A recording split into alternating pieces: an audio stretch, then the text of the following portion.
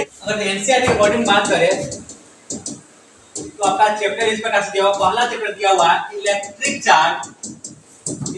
Charge and field, और दूसरा जो चैप्टर दिया हुआ क्या है, इलेक्ट्रिक पोटेंशियल एंड कैपेसिटेंस।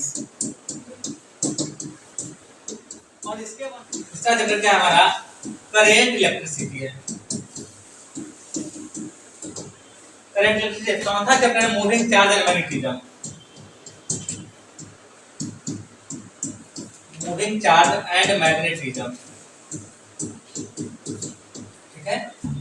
इसके नेक्स्ट जो चैप्टर हमारा जो होगा वह क्या है, यह सब फर्स्ट लेवल का ही है। इसके नेक्स्ट जो है पंचम चैप्टर जो आपको जो नीट के एग्जाम में इससे बहुत कम क्वेश्चन आता है या लगभग नहीं आता है, मैग्नेटिज्म एंड मैटर है। मैग्नेटिज्म एंड मैटर, ठीक है ना। और आईआईटी वालों को नहीं आता है, माने नीट के एग्जाम में जो है तो बहुत हल्का हल्का क्वेश्चन आता है इससे, या बहुत कम ही क्वेश्चन भी आता है। माने मान के चलिए कि प्रत्येक 3 साल 4 साल के ड्यूरेशन में ये क्वेश्चन रहता है, ठीक है। इसके नेक्स्ट दिया हुआ क्या दिया हुआ है, वो है ईएमआई, अल्टरनेट इलेक्ट्रोमैग्नेटिक इंडक्शन। क्या होता है, इलेक्ट्रोमैग्नेटिक इंडक्शन, ईएमआई। और उसके नेक्स्ट जो चैप्टर वो क्या है, अल्टरनेटिंग करंट। और इसके नेक्स्ट एक और है इलेक्ट्रोमैग्नेटिक वेव्स। यह चैप्टर भी बहुत ही छोटा चैप्टर है। इसमें जो है कि यह चैप्टर 5 नंबर और 8 नंबर बहुत छोटा चैप्टर है, बाकी सब कंपेरेबल चैप्टर जो माने ठीक चैप्टर है। इतना जो चैप्टर ये हमारे एनसीईआरटी के बुक के अकॉर्डिंग फर्स्ट वाला चैप्टर है, ये सभी चैप्टर हम सब लाइन से ही पढ़ेंगे, ठीक है। अब इसके बाद जो माने सेकंड वन का चैप्टर आएगा, लेकिन इसको पहले देख लेते हैं, ठीक है। हम सब जो पढ़ेंगे इस दोनों को एक साथ मिला करके पढ़ेंगे। और कैसे पढ़ेंगे, इलेक्ट्रिक चार्ज फील्ड पोटेंशियल हम सब एक ही वो में पढ़ लेंगे, कैपेसिटेंस को हम सब अलग करेंगे। तो कैपेसिटेंस वाला टर्म जो है इससे डिफरेंट हो जाता है, बाकी यह तीनों सब यहां एक साथ है, ठीक है। तो हम सब क्या बोले, पहला चैप्टर जो हम सब पढ़ेंगे वो क्या होगा, इलेक्ट्रिक चार्ज एंड फील्ड और इलेक्ट्रिक पोटेंशियल एक साथ ही पढ़ लेंगे, कैपेसिटेंस को हम सब अलग से पढ़ेंगे। इसके नेक्स्ट क्या है, करंट इलेक्ट्रिसिटी, डिफरेंट चैप्टर उसको जो हम सब तीसरे में पढ़ेंगे, बाकी जैसा भी हो इस प्रकार से पढ़ेंगे। मूविंग चार्ज मैग्नेटिज्म को इसके बाद जो होता क्या है, इस पर जब सेकंड वॉल्यूम जब आएंगे तो उसको देखेंगे। यार देखिएगा तो क्या है, उसमें जो ऑप्टिक्स है, ये उससे दो ही पार्ट है, ऑप्टिक्स है, दूसरा मॉडर्न फिजिक्स है। और ऑप्टिक्स में भी दो ऑप्टिक्स है आपका, एक तो रे ऑप्टिक्स है, दूसरा वेव ऑप्टिक्स है। एक तो रे है, दूसरा वेव ऑप्टिक्स है, दोनों इंपॉर्टेंट चैप्टर है। मॉडर्न फिजिक्स आपके एनसीईआरटी में 5 चैप्टर्स दिया हुआ है, ठीक है। पहले तो दिया dual nature of light, atom और न्यूक्लियाई, ठीक है। इसमें कम्युनिकेशन एंड सिस्टम दिया हुआ है, एक सेमीकंडक्टर दिया हुआ है, तो 5 चैप्टर में दिया हुआ है, ठीक है। तो इंपॉर्टेंट है, माने 12th के लिए भी इंपॉर्टेंट होता है और माने कॉम्पिटिशंस के लिए इंपॉर्टेंट होता है। और देख लीजिए आप सब, एक अच्छा बात जो है 12th वाला क्वेश्चन पर आपको ज्यादा मेहनत करने की आवश्यकता है, इसलिए बताते हैं। देखिए एग्जाम में क्या होता है कि आसान क्वेश्चन सभी स्टूडेंट्स बनाता है, मुश्किल क्वेश्चन कुछ स्टूडेंट्स छोड़ता है, कुछ बनाता है, नहीं। तो देखिए माने जो कॉम्पिटिशंस मेनली है तो वह माने आसान क्वेश्चन के लिए कॉम्पिटिशंस नहीं है, वह जो कि मोस्टली जिसको पास होना है वो सभी विद्यार्थी बनाता है। हार्ड क्वेश्चन जो कि आपको बन जाता है। और देखिए अगर जो आपका यह छूटने लगेगा, आसान क्वेश्चन छूटने लगेगा, तो फिर रिजल्ट से आप बाहर है। आसान क्वेश्चन अगर एग्जाम में छूट गया तो मान के चलिए आपका रिजल्ट नहीं होना है, डिसाइडेड है वह। मुश्किल क्वेश्चन छूटेगा तो देखिए वह बहुत ज्यादा मुश्किल नहीं है, मुश्किल बात नहीं है, इसलिए क्योंकि वह बहुत विद्यार्थी का छूटने वाला है। फिर आसान क्वेश्चन ज्यादा विद्यार्थी बनाने वाला है। और देखिए ये 12th का आसान भी होता है। दूसरी बात क्या जो है, 12th से ज्यादा क्वेश्चन पूछा था। अगर एग्जाम में बात करिए तो नीट के एग्जाम में 60% क्वेश्चन जो 12% होता है, 40% क्वेश्चन 11 क्वेश्चन होता है, ठीक है। इसके बाद भी देखिए इसमें से 2-3 चैप्टर ऐसा होता है अगर हार्ड लेवल का पूछ देना 11th में, तो फिर तो विद्यार्थी के लिए बहुत मुश्किल हो जाता है। जैसे रोटेशन भी है, इसलिए जो कहते रहते हैं रोटेशन है। और जब कॉन्स्टेबल अच्छे लेवल का क्वेश्चन पूछ दिया या कोलिजन का खूब स्टैंडर्ड लेवल का पूछ दिया क्वेश्चन, तो विद्यार्थी एग्जाम में बैठ के इतना सोच ले, जो बहुत मुश्किल बात है। टॉपर्स की जहां तक बात है तो क्या कहे, वो भगवान ने घर से बना के आया हुआ है, उसको नसीब में लिखा है कि जाओ बेटा तो जो ऑप्शन लगाएगा वही सही होगा, तो उसका बात नहीं करिए। बाकी जो है देखिए, इसलिए 11th वाला को जो आप खूब सीरियसली पढ़ने की आवश्यकता है। अगर इसको आप पढ़ लेते हैं तो मतलब आप 60% अगर इसको अगर आप 100% कवर कर लेते हैं फिजिक्स को, तो एग्जाम पे 60% क्वेश्चन फिजिक्स बना देंगे। और फिजिक्स का 60% कर लेगा मतलब क्या हो गया, 180 नंबर आता है ना, जो 180 का 60% कितना हो गया, 108 नंबर आप स्कोर कर लेंगे। और फिजिक्स में जो है लेकिन हाँ तो 108 में फाइनल रिजल्ट बता रहा है, ये 180 में बता रहा है, 180 में, ये 180 में तो शायद जो है मैंने बहुत कम विद्यार्थी का 108 आता है, ऐसे विद्यार्थी होता है नेगेटिव में लाकर बैठा रहता है। यह 180 में कह रहा है, अगर जब आप 180 में 90 भी लाते हैं तो बहुत बड़ा अचीवमेंट है फिजिक्स के लिए। और 12th को आप सीरियसली सिर्फ 12th के लिए कर रहा है, और 11th वाला तो ऐसा तो नहीं कि आपसे बिल्कुल नहीं बनेगा, जरूर बहुत अच्छा जो आपसे बना सकते हैं। आपका लेवल जो है कंपेरेबल ठीक है, लेकिन आपसे मेहनत नहीं करके रिवीजन में मेहनत नहीं करके आप इतना बना सकते हैं। 11th वाला को इग्नोर कर रहे हैं, तो इसलिए जो कि आप 12th वाला पर बहुत अधिक कंसंट्रेशन करने की आवश्यकता है। और इसी में जो आपको 11th भी करना है, 12th भी करना है, समय लिमिटेड है, उसमें आप यहाँ सोचिए कि हम कैसे समय को बचा सकते हैं। एक मिनट समय को बचाइए, और आपके लिए तो बहुत अच्छा बात है कि आज फर्स्ट क्लास में पोर्शन को भी पढ़ करके रिजल्ट पाया जा सकता है। सिर्फ 12th पोर्शन को पढ़ के रिजल्ट पाया जा सकता है, लेकिन हाँ कंडीशन क्या है कि आपको 100% फिर याद रहना चाहिए। उसमें परसेंटेज घटेगा तो पास का परसेंटेज घटने लगेगा। ठीक है, यहाँ से जो काम से जो क्लास स्टार्ट करते हैं, हमारा फर्स्ट चैप्टर क्या होगा, इलेक्ट्रोस्टैटिक्स। ठीक है, इलेक्ट्रोस्टैटिक्स में क्या है, इलेक्ट्रोस्टैटिक्स का यह वर्ड से क्लियर है, इलेक्ट्रोस्टैटिक्स बोलते इलेक्ट्रो मतलब हमारा क्या होता है, चार्ज। इलेक्ट्रो मतलब क्या होता है, चार्ज, और स्टैटिक्स मतलब होता है एट रेस्ट। मतलब हमको इसमें दो पार्ट में पढ़ना है, चार्ज को रेस्ट में भी पढ़ना है और चार्ज को मोशन में पढ़ना है। लेकिन पहला दो चैप्टर में हम सब यह मान के चलते हैं कि चार्ज क्या होता है, हमारा रेस्ट में होता है। चार्ज हमारा किस में होता है, रेस्ट में होता है। और जो तीसरा चैप्टर के बाद जो पढ़ेंगे, तीसरा के बाद जो पढ़ेंगे, उस सभी में चार्ज हमारा मोशन में होगा। ठीक है, करंट इलेक्ट्रिसिटी हो गया, मूविंग चार्ज, नाम ही है मूविंग चार्ज एंड मैग्नेटिज्म, उसमें भी चार्ज आपका मूव करेगा। ठीक है, तो वह सब मोशन में हो जाएगा, यह सब रेस्ट में जो है। पहला दो चैप्टर में चार्ज किस में होगा, वह रेस्ट में पढ़ना है। और ये चैप्टर बहुत इंपॉर्टेंट है, इससे बहुत क्वेश्चन होता है। इस बार भी जो है 4 या 5 क्वेश्चन जो है इलेक्ट्रोस्टैटिक्स से टोटल जो है। तो देखिए क्या बोले कि इलेक्ट्रोस्टैटिक्स क्या है, फिजिक्स का एक ब्रांच है। इलेक्ट्रोस्टैटिक्स चैप्टर नहीं आपका चैप्टर का नाम है इलेक्ट्रिक चार्ज एंड फील्ड, नहीं दूसरा जो है इलेक्ट्रिक पोटेंशियल एंड कैपेसिटेंस। तो हम हेडिंग क्या दिए, इलेक्ट्रोस्टैटिक्स मतलब यह क्या है, यह फिजिक्स का एक ब्रांच है जिसमें हम सब चार्ज को क्या पढ़ते हैं, चार्ज को हम सब रेस्ट में मान के पढ़ेंगे। मतलब यह देखिए क्या है, The branch of physics in which we deals about charge at rest। Physics का वह ब्रांच जिसमें हम सब कैसे जो पढ़ेंगे, चार्ज को रेस्ट में मान करके हम सब इसको अध्ययन करेंगे, डील्स करेंगे। तो उस ब्रांच को क्या कहते हैं हम सब, इलेक्ट्रोस्टैटिक्स कहते हैं। क्या होता है इलेक्ट्रोस्टैटिक्स, फिजिक्स का वह ब्रांच जिसमें जो हम सब चार्ज को रेस्ट में मान करके हम इसको अध्ययन करेंगे, तो क्या कहेंगे, इसको इलेक्ट्रोस्टैटिक्स कहेंगे। इसमें देखिए जो हमारा सबसे फर्स्ट टर्म क्या आता है कि सबसे पहले देखेंगे चार्ज क्या है इसमें। तो चार्ज क्या है, चार्ज जो है यह कोई माने ऐसा कोई बॉडी नहीं है, यह किसी बॉडी का प्रॉपर्टी, क्या दिया जो किसी बॉडी का या मटेरियल का या पार्टिकल्स का यह प्रॉपर्टी है। चार्ज क्या है, किसी मटेरियल का यह प्रॉपर्टी है due to which it produces electric and magnetic both जो है।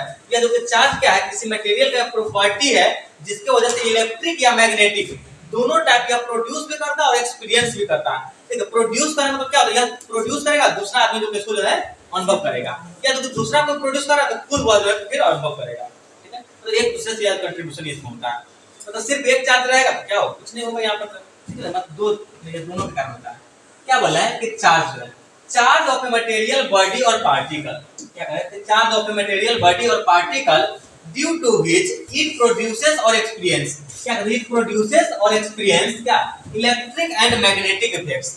मतलब चार्ज क्या है, किसी बॉडी का यह प्रॉपर्टी है, यह मटेरियल नहीं है, ऐसा कोई बॉडी नहीं है। इलेक्ट्रॉन एक चार्ज पार्टिकल है, इलेक्ट्रॉन एक बॉडी एक पार्टिकल है, वह जो है कि जिसके पास चार्ज होता है। मतलब इलेक्ट्रॉन का एक गुण है चार्ज जो है, ठीक है, इलेक्ट्रॉन चार्ज नहीं है। ठीक है ना, तो क्या बोले, प्रत्येक टर्म को डिफिनेशन को जानिए। आपको दिक्कत क्या होता है नहीं क्वेश्चन बनने का, कि उसका एक्चुअल मीनिंग नहीं जानते हैं। जब एक्चुअल मीनिंग जानेंगे तो आपसे क्वेश्चन डेफिनेटली बनेगा ही बनेगा। क्या बोल रहे हैं, चार्ज क्या है, किसी बॉडी का या जो मटेरियल का क्या है, यह प्रॉपर्टी है due to which it produces और experience electric and magnetic effects. मतलब इसी चार्ज के कारण इलेक्ट्रिक इफेक्ट्स भी आएगा और मैग्नेटिक इफेक्ट्स भी आएगा। मैग्नेटिक प्रॉपर्टी जो आता है किसी में, वह क्या होता है, वह भी चार्ज के कारण ही होता है। नहीं, चलिए देखिए क्या दिया है इसके बाद। देखिए सब नेचुरली चार्ज पार्टिकल, कुछ पार्टिकल्स होता है वह क्या होता है, वह ऑटोमेटिक चार्ज, वह नेचुरली रूप से चार्ज है, तो उसको क्या कहेंगे हम? जैसे वह सब चार्ज क्या हो सकता है? इलेक्ट्रॉन पार्टिकल्स हो सकता है, नहीं इलेक्ट्रॉन हो सकता है, प्रोटॉन हो सकता है, अल्फा पार्टिकल हो सकता है। अल्फा पार्टिकल किसको कहते हैं हम सब? हीलियम 2 प्लस को हम क्या कहते हैं? अल्फा पार्टिकल्स कहते हैं। बीटा पार्टिकल्स भी होता है, नहीं बीटा प्लस माइनस में भी होता है। इस बार बहुत सारे जो चार्ज पार्टिकल्स होता है, ठीक है ना? तो हम सब जो यहाँ तो पढ़ते हैं और देखते जाएंगे जो है इलेक्ट्रॉन को जो चार्ज होता है वह नेगेटिव होगा, इसीलिए इसको माइनस किया गया है। प्रोटॉन जो होता है वह पॉजिटिव होता है और हीलियम पर 2 प्लस होता है। तो हीलियम में 2 इलेक्ट्रॉन होता है, दोनों को निकाल दीजिए तो उसी को हम क्या कहते हैं? अल्फा कहते हैं। क्या है? प्रोटॉन में 1 प्लस आएगा, ठीक है ना? और इलेक्ट्रॉन और प्रोटॉन का चार्ज मैग्नीट्यूड वाइज क्या होता है? सेम होता है, नहीं? अब यहां से देख लीजिए कि इसके यूनिट से रिलेट करके भी क्वेश्चन आता है। बोर्ड में तो डायरेक्ट यूनिट कितने बार आ चुका है इसका जो है। तो देखिए याद रखिएगा, चार्ज का ऐसा यूनिट क्या होता है? चार्ज का ऐसा यूनिट क्या होता है? कूलम होता है। चार्ज का ऐसा यूनिट क्या होता है? कूलम होता है। और चार्ज का सीजीएस यूनिट याद रखिएगा, क्योंकि एग्जाम में यह आ जाता है कि कुछ यूनिट दे देगा, कुछ चार्ज दे देगा और पूछेगा सीजीएस में क्या होगा। जैसे एग्जाम का आया हुआ क्वेश्चन है कि क्वांटम ऑफ चार्ज इन ईएसयू बताइए। क्या पूछा था? क्वांटम ऑफ चार्ज इन ईएसयू, और एक ऑप्शन दे दिया था 1.6 × 10⁻⁹ कूलम। ये ऑप्शन से बता रहे हैं क्योंकि अधिकांश विद्यार्थी इसी ऑप्शन को उत्तर देकर टिक किया हो रहा होगा। यह भी क्वांटम ऑफ चार्ज है, लेकिन यह एसआई सिस्टम में है। तो देखिए यहाँ पर कूलम में लिखा हुआ है, नहीं मतलब यह आंसर आपको नहीं टिक करना था। विद्यार्थी जानबूझ के देखे, यह मैग्नीट्यूड को छोड़िए, यह यूनिट से पकड़ा जा सकता था। यह एसआई यूनिट मतलब यह एसआई सिस्टम में है। आपसे पूछा जा रहा है क्वांटम ऑफ चार्ज इन ईएसयू, तो यहाँ पर ईएसयू इलेक्ट्रोस्टैटिक्स यूनिट, मतलब आपसे जो कि सीजीएस यूनिट में पूछा जा रहा था, फिर आप क्या जवाब दे दिए? एसआई सिस्टम में, तो गलत हो गया। जहाँ प्लस चार्ज मिल सकता था -1 लेके आ गए, तो खुश है, नहीं? याद रखिएगा, चार्ज का एसआई यूनिट क्या होता है? कूलम होता है। और चार्ज का सीजीएस यूनिट क्या होता है? तो ईएसयू होता है। और दूसरा क्या होता है? एससी होता है, ठीक है ना? क्या शेड्यूल कास्ट? शेड्यूल कास्ट नहीं, यहाँ पर स्टेट कूलम है। शेड्यूल कास्ट मतलब कास्टिज्म में जो होता है ना, जनरल ओबीसी एसटी एससी, तो यहाँ पर ईएसयू क्या होगा? इलेक्ट्रोस्टैटिक्स यूनिट हो गया। ईएसयू का फुल फॉर्म क्या हो गया? इलेक्ट्रोस्टैटिक्स यूनिट, ठीक है? या ऐसा उसके लिए इसका कुछ यूनिट होता होगा, यह खुद एक यूनिट है। इलेक्ट्रोस्टैटिक्स यूनिट एक यूनिट है। वह कैसा यूनिट है? सीजीएस यूनिट है। किसका? वो भी चार्ज का जो सीजीएस यूनिट है। दूसरा क्या है? स्टेट कूलम, बोलते हैं क्या है? यह एससी मतलब स्टेट कूलम, यह चार्ज का यूनिट है और यह भी सीजीएस यूनिट है। तो कभी ईएसयू का है या एससी का, इससे कोई मैटर नहीं, दोनों सेम बात है। अब यहाँ से आप याद रखेंगे कि 1 कूलम बराबर कितना होता है? तो 3 × 10⁹ होता है। याद रखिए, 1 कूलम बराबर, याद रख लीजिए इसको, एग्जाम में आता है इस पॉइंट से क्वेश्चन। 1 कूलम बराबर 3 × 10⁻⁹ कितना होता है? 9 ईएसयू होता है, ठीक है? क्या बोले? 1 कूलम बराबर 3 × 10⁻⁹ ईएसयू। याद रहेगा आपको? तो देखिए यहाँ आगे पूछा हुआ है, बोर्ड में, बिहार बोर्ड में क्वेश्चन पूछा हुआ है। क्या पूछा था कि 1 साल 2011 में पूछा था कि 1 कूलम चार्ज बराबर कितना होगा? तो कोई लोचा नहीं है, डायरेक्ट कह देंगे 3 × 10⁻⁹ ईएसयू। नहीं, दूसरा साल क्या पूछा था? उसके नेक्स्ट ईयर कह रहा है 1 स्टेट कूलम बराबर क्या होगा? पूछा था 1 स्टेट कूलम क्या होगा? जवाब दे दीजिए, ठीक है? इसी को हम से स्टेट कूलम भी कहते हैं। देखिए यहाँ से 1 स्टेट कूलम कितना हो जाएगा? यहाँ जवाब दे दीजिए 1/3 और 10⁻⁹ नहीं, मतलब हम इसको ऐसा लिख सकते हैं 1/3 और 10⁻⁻⁹। तो जब एग्जाम में आया था हम ऑप्शन की करने वाला था, हम इसको ऑब्जेक्टिव में मैंने फील्ड लेवल स्ट्रक्चर बना दिए हैं। तो एग्जाम में जो कि इसको जो टिक करना था कि 1/3 10⁻⁹, ठीक है? तो इस टाइप का क्वेश्चन जो किया सकता है। तो याद रखिए, याद कर लीजिए कि आपको यह मेन रूप से आपको याद रहना चाहिए कि 1 कूलम बराबर कितना होता है? तो 3 × 10⁹ ठीक है? इस पर देखिए किस तरह के चार्ज का डायमेंशन क्या होगा। देखिए इसको रटिए कभी नहीं, आप इसको समझने की कोशिश करिए। देखिए फार्मूला क्या होता है? I = Q/T। ये तो बेसिक फार्मूला आपको याद ही है। यहाँ से Q बराबर क्या हो जाएगा? I × T। और यहाँ से देखिए आप इसका डायमेंशन कह रहा है, तो देखिए करंट के लिए आपको बतलाए हुए हैं A और I दोनों होता है, ठीक है? याद रखिएगा, कभी कभी तो क्या है, चार्ज के लिए डायरेक्टली डायमेंशन यूज कर देता है A। इससे भी बचिएगा, ऐसा एकदम कंफर्म नहीं करेंगे कि यही सिर्फ होगा। कभी कभी मैंने देखा हुआ है कि चार्ज के लिए डायरेक्ट या डायमेंशन यूज कर लेता है A, तो वैसा केस होगा तो आपको बतला देगा। नहीं तो A का मतलब क्या है? हमारा करंट होता है, ठीक है? तो याद रखिए आपको I का या करंट का डायमेंशन बतलाए हुए हैं, या तो A या तो I। नहीं तो क्या यूज करेंगे? यहाँ पर हम जो कि यहाँ पर हम सब A को I का यूज कर लेते हैं। क्या I टाइम के लिए T, तो क्या हो जाएगा? I × T। बाकी टर्म लगाना चाहिए तो क्या हो जाएगा? m⁻⁴ I × T। I के यहाँ पर I भी यूज कर सकते हैं, A भी यूज कर सकते हैं। यहाँ से देखिए इसका डायमेंशन क्या हो जाएगा? m⁻⁴ L⁻⁴ T⁻1 और I⁻1। और देखिए डायमेंशन लिखते समय हम फॉलो करते हैं ऑर्डर को ए एल टी लाइन से, ठीक है ना। इसके बाद यूज करते हैं ए, उसके बाद ई, ठीक है। देखिए यह मास के लिए, लेंथ के लिए, टाइम के लिए, करंट के लिए और यह टेम्परेचर के लिए, और मेनली आपको इतना ही की जरूरत पड़ता है, इससे आगे जरूरत नहीं पड़ता है। इसके बाद दो और बच जाता है कि अमाउंट ऑफ सबस्टेंस के लिए और लुमिनस माने वाले amount of substance luminous intensity, ठीक है। चलिए वह आपको जरूरत नहीं पड़ता, पूरे पेज में कहीं जरूरत नहीं है। तो यह आपको उम्मीद करते हैं आपसे कि आप समझ गए। कितना हो गया, 1 कूलम बराबर 3 × 10 की पावर 9 ESU। इसका कन्वर्जन कभी कहेगा तो जरूरत पड़ेगा कम कर लीजिएगा, ठीक है। एग्जाम में क्वेश्चन एक बार क्या आया था, क्वेश्चन कह रहे हैं आपको, क्वेश्चन ऐसा आता है, देखिए क्वांटम ऑफ चार्ज हमसे बात है 1 इलेक्ट्रॉन को चार्ज को, और 1 इलेक्ट्रॉन का चार्ज कितना होता है 1.6 × 10⁻⁻19 कूलम। लेकिन एग्जाम में कह दिया कि ESU में बोलिए, मतलब क्या हो गया, इसी को आपको जो है ESU में पूछा जा रहा है, मतलब यह कन्वर्जन नहीं पूछ रहा है, लेकिन आपको कहने रहा है कि कन्वर्ट करिए। यह कह रहा है कि आपसे quantum of charge in ESU बोलिए, और आप जानते हैं या जो कि ऐसा सिस्टम आप याद किए हुए, मतलब यह इनडायरेक्टली इसी को आपको कह रहा है कन्वर्ट करिए ESU में, तो कन्वर्ट कर पाएंगे, कर दीजिए। क्या हो जाएगा, देखिए हम तो जानते हैं 1 कूलम बराबर 3 × 10⁻9 ESU नहीं, और उसको गुना करें तो कितना हो जाएगा 1.6 × 10⁻⁻19, तो गुना कर ले कितना हो जाएगा, इतना कूलम बराबर 3 × 10⁻9 और गुना कर दे 1.6 × 10⁻⁻19 नहीं, ये गुना कर ले कितना हो जाएगा 16 के 48, 4 16 में 8, 10 के पावर -10। लेकिन जब ये क्वेश्चन आया था तो वह तो ऑब्जेक्टिव में जो था, इसका ऑप्शन टी करना था 4.78 × 10⁻−10। यस, तो क्या आपको इसमें दिक्कत होगा क्या? आप यह देखिए, आप सोल्व करके यह आया और वो ऑप्शन दिया हुआ है, ठीक है। तो देखिए एक्चुअल आपके ऐसा ऑप्शन ऐसा क्यों दिया था, तो एक्चुअल डाटा जो वो दिया था कि एक्चुअल वो कितना होता है, यह तो आपका जो दिया एक्चुअल नहीं है, यह तो आपका अप्रोक्स वैल्यू लिया गया हुआ है, ठीक है। तो यह याद रखेंगे। तो ESU में बदला था, देखिए यह कैसे कन्वर्जन पूछ सकता, जबकि आप चाहता तो ऐसे भी कह सकता था कि एक माने इतना कूलम बराबर कितना ESU। क्वेश्चन क्या पूछता है कि आपको कोई भी डाटा नहीं दिया, सीधा पूछता है कि quantum of charge in ESU आप बोलिए कितना होगा, नहीं ये सीधा क्वेश्चन आता रहता है। इसके बाद देखिए क्या है कि चार्ज जो होता है वो हमारा कितने टाइप का होता है, चार्ज हमारा दो टाइप का होता है, एक तो पॉजिटिव चार्ज, दूसरा नेगेटिव चार्ज, ठीक है। अब यहाँ से देख लीजिए कि आपको डेफिनेशन का जो माने नीट वाले को जरूरत है नहीं, बोर्ड वाले को जरूरत पड़ते रहता है, और यहाँ तो सब नीट के लिए, ठीक है। पॉजिटिव चार्ज का डेफिनेशन क्या होता है, the body which have deficiency of electron, क्या बोले हैं, the body which have deficiency of electron, वह बॉडी जिसके पास इलेक्ट्रॉन्स की कमी होता है, नहीं डेफिशिएंसी में कमी होता है, the body which have deficiency of electron is called positively charged body, वह बॉडी जिसके पास इलेक्ट्रॉन्स की कमी हो जाए। लेकिन आप ऐसे याद रखिए, इलेक्ट्रॉन नेगेटिव चार्ज है, उसका कमी हो जाएगा मतलब क्या होगा, उसको पॉजिटिव आ जाएगा, नहीं इलेक्ट्रॉन नेगेटिव है, जहां जाएगा उसको क्या करेगा, नेगेटिव कर देगा, मतलब इलेक्ट्रॉन की जब एक्सेस हो जाएगा, अधिकता हो जाएगा, तो क्या कहेंगे उसको नेगेटिवली चार्ज बॉडी, और जब इलेक्ट्रॉन्स की कमी हो जाएगा तो क्या कहेंगे पॉजिटिवली चार्ज बॉडी। यह हो गया आपका क्या, पॉजिटिव चार्ज, दूसरा नेगेटिव चार्ज। आगे समझ में, जहां पर दिक्कत होता है जरूर बोलिए, ठीक है। चलिए इसके बाद देखिए क्या है, अब यहाँ जो है प्रॉपर्टीज ऑफ चार्ज, इसके प्रॉपर्टी से देखिए क्वेश्चन कैसे राइज होता है, वो आपको बतलाएंगे प्रॉपर्टी से कैसे क्वेश्चन आता है।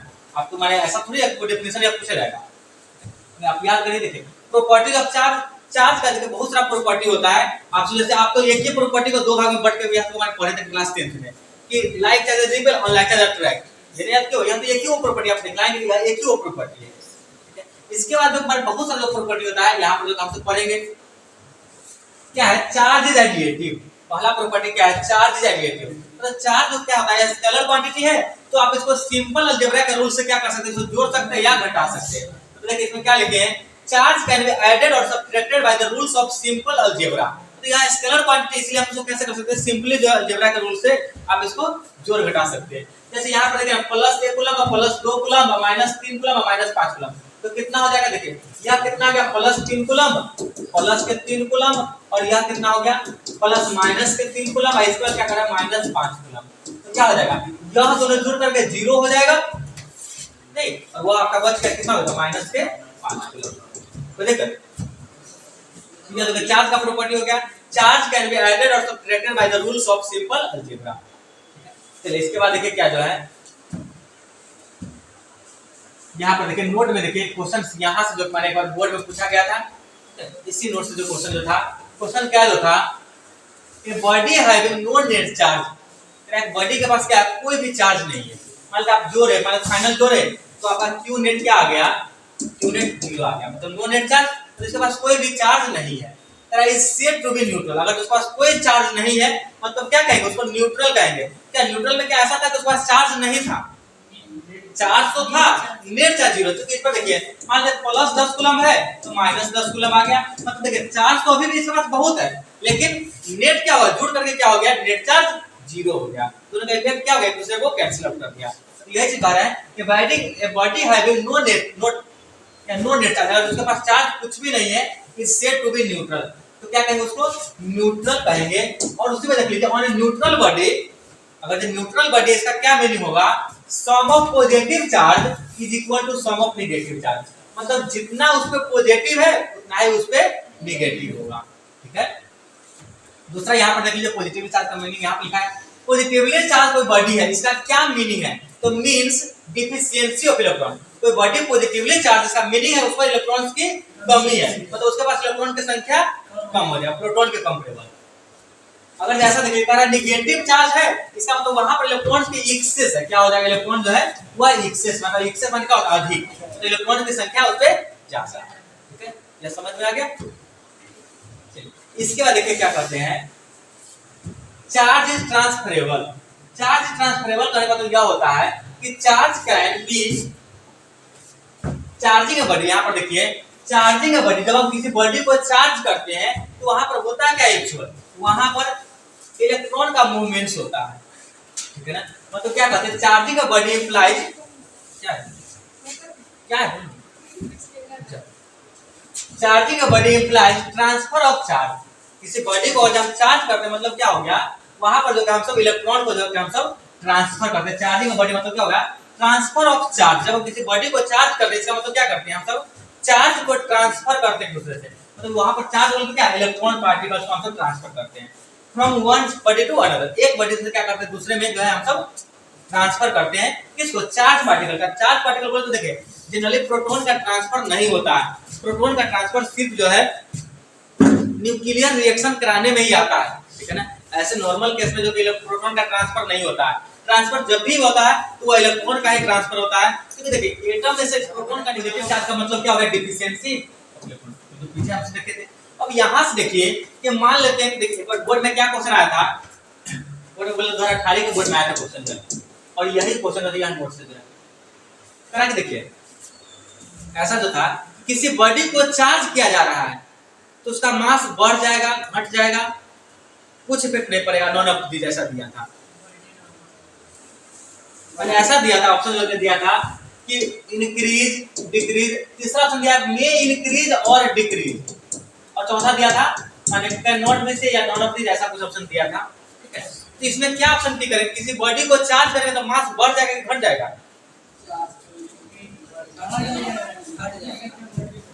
क्या है, क्या बोल रहे हैं, घट जाएगा, नहीं तो इलेक्ट्रॉन्स का वहां से निकाल दिए आप, यस सर। यहाँ पर क्या होगा, अगर मान लो बात को मैंने पॉजिटिव चार्ज किया तो इलेक्ट्रॉन्स को निकाल दिए, अगर मान लो मैं जो नेगेटिव चार्ज कर दिया तब यहाँ जब बॉडी है यहाँ से इलेक्ट्रॉन हटा है तो पॉजिटिव चार्ज यह हो गया, और जब इलेक्ट्रॉन हटा तो मास घट गया, तो चले या तो डिक्रीज वाला दिया तो सही है। अगर मान लो इसको हम इलेक्ट्रॉन्स दिए तो क्या हो जाएगा, नेगेटिव चार्ज होगा, इलेक्ट्रॉन दे तो मास बढ़ जाएगा, तो ऑप्शन क्या टिक करेंगे, मैंने घट जाएगा, मे इंक्रीज और डिक्रीज, माने मास बढ़ भी सकता है घट भी सकता है। अब यह डिपेंड करता है कि कौन सा चार्ज किए, उस पर भी डिपेंड करता है कि मास बढ़ेगा कि घटेगा। यहाँ देखिए हम इसमें बताए हैं कि mass of negative charge greater then mass of neutral body greater then mass of positive charge. देखिए हम ऐसा मान लीजिए कि मान लीजिए सोडियम है, सब क्या है, सोडियम है, सबका एटॉमिक नंबर 11 होगा, नहीं 11 इलेक्ट्रॉन 11 प्रोटॉन, 11 इलेक्ट्रॉन 11 प्रोटॉन इस प्रकार से जो था। लेकिन जब आप इसको देखें ऐसा मान लेते हैं कि आप इसको जो इलेक्ट्रॉन आप दे दिए, नहीं तो प्रोटॉन तो बाहर जाएगा, इलेक्ट्रॉन आप कितना हो गया, इसका 12 हो गया, नहीं इसको कुछ नहीं किए तो इलेक्ट्रॉन इसका भी 11 के 11 है, नहीं इसको जो पॉजिटिव चार्ज मतलब इलेक्ट्रॉन हटा दिए 10। अब देखो ना यह किसका क्या बोलिए, नेगेटिव या जीरो या पॉजिटिव। अब देखिए किसका मास ज्यादा होगा, तो नेगेटिव वाला का मास ज्यादा होगा, जीरो वाला का न्यूट्रल वाला का क्या होगा, बीच में होगा, और उसका क्या होगा, कम होगा। यही चीज देखिए यहाँ पर टिक किए हुए हैं। नेगेटिव वाला का मास सबसे ज्यादा, उसके बाद न्यूट्रल वाला का, और उसके बाद पॉजिटिव वाला का मास होगा। ठीक है, ये आपको याद रहेगा। देखो बोर्ड के एग्जाम 2018 में पूछना आया था, जो किसी बॉडी को चार्ज किया जाएगा तो उसका कैसा होगा। तो सही से पढ़िए, नोट्स को इतना अच्छा से बनाया गया है कि वो नीट का एग्जाम होता है, बोर्ड का एग्जाम है, इस बात की गारंटी है एक भी क्वेश्चन नहीं छूटने वाला है। 2015 में नोट्स बनाए थे, इस नोट्स को बनाते समय ज्यादा प्रेफर किया गया होगा रेजिडेंस कोचिंग के बुकलेट को बनाने, ज्यादा इसको प्रेफर किया गया हुआ है, क्योंकि उसमें हमारे नजर से जो था सबसे बेस्ट कोचिंग वही था, रेजिडेंसी था। चलिए इसके बाद देखिए क्या है, चार्ज इज कंजर्व। चार्ज हमेशा क्या होगा, यह कंजर्व रहता है। तो charge can neither be created nor be destroyed. तो वह जो कि क्या होता है कि आइसोलेटेड सिस्टम में नेट चार्ज क्या होगा, वह कांस्टेंट बना रहेगा। जैसे मान लीजिए कि आइसोलेटेड सिस्टम है, नहीं अब मान लीजिए इसके पास 10 कूलम चार्ज है, तो हो सकता है यहाँ पर 12 कर दे, यहाँ पर प्लस 2 कर दे, नहीं यहाँ पर 0 कर दे, यहाँ पर प्लस 10 कर दे, या ऐसा कर दे इस पर प्लस 10 कर दे और इस पर जो 0 कर दे। मतलब नेट चार्ज आपका प्रत्येक कंडीशन में क्या होगा, सेम ही रहेगा। आप इसमें से माने एक जगह से दूसरे ट्रांसफर कर सकते हैं, लेकिन नेट चार्ज क्या रहेगा, कांस्टेंट बना रहेगा। इसलिए कहते हैं charge can be conserve. Charge क्या रहेगा, कंजर्व रहेगा। इसी को कहते हैं charge can neither be created nor be destroyed. चलिए इसके नेक्स्ट देखिए क्या है, यह प्रॉपर्टीज आपको बहुत सारा क्वेश्चन जो आते रहता है। क्या है, चार्ज इज क्वांटाइज्ड। ठीक है, क्वांटाइज्ड का क्या मीनिंग होता है यह पहले देख लीजिए। Charge on any body always exist on the integral multiple of fundamental unit of charge, that is 1 electron का चार्ज। यह बतलाइए कि अगर इस रूम में अगर आदमी है तो कितना आदमी होगा, मिनिमम एक आदमी होगा, नहीं क्या एक से भी कम है, क्या ऐसा पॉसिबल है कि 2.5 आदमी इस रूम में बैठा हुआ है, ऐसा 2 कंप्लीट आदमी है, एक बीमार आदमी है, कहिए सर। ठीक है, मतलब ऐसा नहीं, यह जो पॉसिबल है सिर्फ जो क्या होगा, यह सिर्फ और सिर्फ क्या होगा, यह इंटीजर नंबर में पॉसिबल है। और इसी मिनिमम इंटीजर नंबर को हम क्या कहते हैं, हमेशा जो है क्वांटम कहते हैं। इसीलिए देखिए आपको जो बताया तो क्वांटम ऑफ चार्ज, 1 इलेक्ट्रॉन को चार्ज लिए, नहीं तो क्वांटम क्या होता है, जो मिनिमम फंडामेंटल यूनिट हो सकता है, जो मिनिमम नंबर हो सकता है। जैसे हम ऐसा कह रहे हैं कि मान लीजिए इस दुनिया में सिर्फ और सिर्फ मान लीजिए 10 का सिक्का है, ठीक है, तो क्या ऐसा 21 रुपया होना संभव है? और क्या बोले कि सिर्फ और सिर्फ 10 का सिक्का है, तो किसी के पास अगर रुपया है तो मिनिमम रुपया किसके पास कितना हो सकता है, 10। तो वह मिनिमम रुपया, minimum quantity is called quantization. Minimum quantity को क्या कहते हैं, क्वांटाइजेशन कहते हैं। और इसको जो कि किसी नंबर से अगर इंटीग्रेट कर देते हैं, गुना कर देते हैं, तो इसी को क्या कहते हैं, क्वांटाइज, क्या कहते हैं, क्वांटाइज कहते हैं। इसको क्या कहते हैं, क्वांटाइज। मतलब मिनिमम नंबर के मिनिमम जो क्वांटिटी जो पॉसिबल है उसमें किसी इंटीजर से गुना कर देना क्या कहता है, क्वांटाइज कहलाता है। मतलब यहाँ पर देखिए कि charge on any body always exist in the integral multiple of fundamental unit of charge. तो देखिए फंडामेंटल यूनिट ऑफ चार्ज मतलब क्या होता है, जो 1 इलेक्ट्रॉन का चार्ज होगा, नहीं यहाँ पर देखिए जैसे मान लीजिए, देखिए अगर जो मान लीजिए 10 को इलेक्ट्रॉन है तो 10 ई के बराबर चार्ज हो जाएगा, नहीं अगर जो 50 इलेक्ट्रॉन है तो 50 ई के बराबर हो जाएगा। नहीं ऐसा हो सकता है कि माने 2.5 मर्यादा हो जाएगा, नहीं होगा। तो देखिए हमेशा जो माने कोई ना कोई इलेक्ट्रॉन होगा किसी नंबर में होगा और उसका चार्ज कितना होगा तो उस नंबर से उसमें गुना कर देंगे। मतलब यहाँ पर यह कहना चाहते हैं कि 10 इस प्रकार से क्या हो जाएगा, charge on any body is q बराबर प्लस माइनस q। अगर ये q प्लस होगा तो प्लस यूज करेंगे और जब q माइनस होगा तो माइनस भी यूज करेंगे। ठीक है, तो आपको क्या बोले, क्वांटाइजेशन मतलब यहां देखिए charge on any body is always exist in the integral multiple of fundamental unit of charge, that is 1 electron का चार्ज। और 1 इलेक्ट्रॉन का चार्ज कितना होता है, तो याद कर लीजिए 1 इलेक्ट्रॉन का चार्ज होता है 1.6 × 10 के पावर -19 कूलम। अगर इलेक्ट्रॉन के चार्ज की बात करें तो माइनस लगाएंगे, मैग्नीट्यूड वाइज माने प्लस में कहेंगे। और जो है कि अगर यह जो कि सिंपली इसका मैग्नीट्यूड क्या है, 1 इलेक्ट्रॉन का चार्ज कितना है तो 1.6 × 10 के पावर -19 कूलम। इतना याद रहेगा, याद रहेगा। तो इस क्वेश्चन को आप सब जाके करके आएंगे, इस क्वेश्चन को करके आएंगे, इस क्वेश्चन को करके आएंगे। एक मिनट, क्वेश्चन है आपका find the number of electron on 1 coulomb. 1 coulomb में जो है कितना जो है, ठीक है।